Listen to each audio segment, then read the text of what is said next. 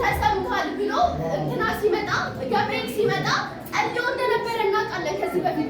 ግን ይሄ ሰውዬ የጸለየው መቼስ 40 ዓመት ልጅ ሊወልድ 39 ዓመቱ ላይ ይጸልይማ። ይሄ ሰውዬ በድሮ ጊዜ በቅርብ ነው የሚጋቡት። አሁን ምናልባት ሰዓት ሊሄድ ይችላል። አርፍደን ምናምን በ30 በ27 ዓመት ልንጋባ እንችላለን። በድሮ ግን በእኛ እንኳን በ2000 እንኳን ብናይ በ16 በ17 በ18 ላይ ሲጋቡ እናያለን። በእነሱ ደግሞ በጣም እንትኑ እየጠበበ ነው የሚሄደው ቶሎ የመጋባት እድላቸው ማለት ነው። እና በዛ ታይም በትንሹ 20 ዓመት ላይ ተጋቡም ወይ ደግሞ በትንሹ 25 ዓመት ላይ ተጋቡም 25 ዓመት ተጋብተው 27 ዓመቱ ላይ ጸለየም። ከዛ በኋላ 30 ዓመት ደረሰ። ጌታ ሆይ አትመልስልኝም እንዴ እግዚአብሔር አትመልስልኝም። 35 ደረሰ። ጌታ ሆይ አትመልስልኝም እያለ 39 ደረሰ። ከዛ 40 ደረሰ።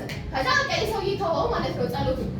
ምክንያቱም በቃ የጌታ ፍቃድ አይደለም እግዚአብሔር ረስቶኛል ብሎ ተወው። ግን እግዚአብሔር አይረሳም። አሜን። እኛ ብንረሳውም እግዚአብሔር አይረሳም። ገብርኤል ሲመጣ ጸሎቱ ተሰምቶላል አሉ ሉቃስ 1:13 ላይ ስታዩትና ይህ ሰውዬ የትኛውን ጸሎቴን ነው የምትለኝ ማለት ለምንድን ነው የውስጤን ቁስል የምትቀሰቅስብኝ?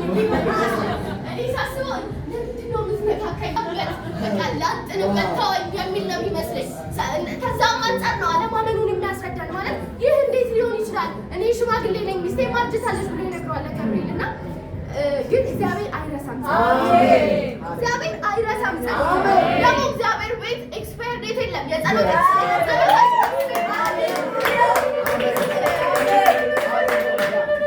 ሜቢ እኛ ልንረሳው እንችላለን፣ መጸለይ ልናቆም እንችላለን። እግዚአብሔር ግን አይረሳም።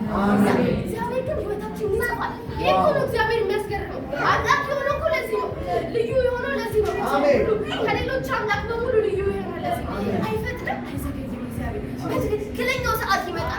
በትክክለኛው ሰዓት ይመጣል። አምላካችን ለዚህ ነው የሚለየው። እግዚአብሔር በትክክለኛው ሰዓት ይመጣል። እና አንዳንድ ጊዜ እግዚአብሔር ዝም ሲል ለካ እያወራ ነው ብላችሁ ትገነዘባላችሁ።